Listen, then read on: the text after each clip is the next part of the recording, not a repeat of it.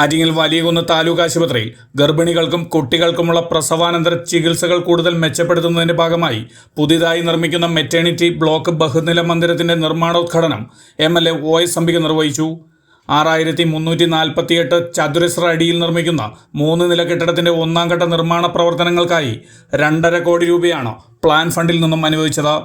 പ്രതിദിനം 1600 മുതൽ 2000-ഓളം രോഗികൾ ചികിത്സ തേടി ഇവിടെ എത്തുന്നു. കൊല്ലം ജില്ലയിലെ പാരിപ്പള്ളി മെഡിക്കൽ കോളേജിനും തിരുവനന്തപുരം മെഡിക്കൽ കോളേജിനുമിടയിൽ ദേശീയപാതയ്ക്ക് സമീപം സ്ഥിതി ചെയ്യുന്നൊരു പ്രധാന സർക്കാർ ആശുപത്രി കൂടിയാണിത്.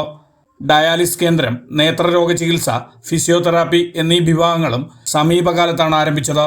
നമ്മൾ ഗവൺമെൻറ് 2016 ശേഷം വന്ന ഗവൺമെൻറ് ഫണ്ട് അനുവദിച്ചത് ആദ്യ പദ്ധതിയുമായി ബന്ധപ്പെട്ടുകൊണ്ട് നമ്മുടെ നാടാകെ നമുക്കറിയാം 4 മിഷൻ 2016 ശേഷം അധികാരത്തിൽ വന്ന ഗവൺമെൻറ് 4 മിഷനിലൂടെയാണ് ഈ പല പദ്ധതികൾ നമുക്ക് നടപ്പിലാക്കി ഇന്ന് രാജ്യത്തിനാകെ മാതൃകയിൽ നിൽക്കുന്നത്.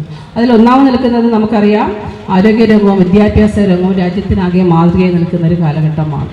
തീർച്ചയായും 2016 വന്ന ഈ പണി വളരെയേറെ നിരന്തരം കമ്മിറ്റികളുടെ അടിസ്ഥാനത്തിലാണ് നമുക്കിന്ന് ടെൻഡർ ചെയ്ത് ഈ പാർക്ക് ഏറ്റെടുക്കുവാൻ നമുക്ക് സാധിച്ചത്. വളരെ സന്തോഷം തന്നെയാണ്. അത് പിന്നെ OPP ബ്ലോക്കും അതുമായി ബന്ധപ്പെട്ടുകൊണ്ട് തന്നെ വളരെയേറെ ചർച്ചയും പാർക്ക് നടക്കാതിരിക്കുന്ന സാഹചര്യത്തിൽ ഒരുപാട് ദിവസങ്ങൾ മുനിസിപ്പാലിറ്റി ചെയർപേഴ്സൺ ഞങ്ങളുമൊക്കെ ഇരുന്നു കൊണ്ട് നിരന്തരം കമ്മിറ്റിയിൽ കൂടി അതിൻ്റെ അടിസ്ഥാനത്തിൽ അതൊന്നും നമുക്ക് പൂർത്തീകരിക്കാൻ സാധിച്ചു.